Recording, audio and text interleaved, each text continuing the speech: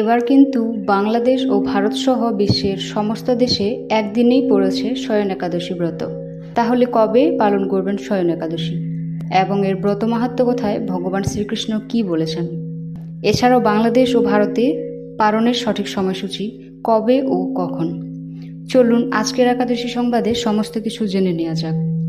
আসছে 17 জুলাই রোজ বুধবার শয়ন একাদশী ব্রত। ভগবান শ্রীকৃষ্ণ বলেন, আষাঢ় মাসের শুক্লপক্ষের একাদশী শয়ন নামে বিখ্যাত। শ্রী ভগবান ঋষিকেশের জন্য এই ব্রত পালন করতে হয়।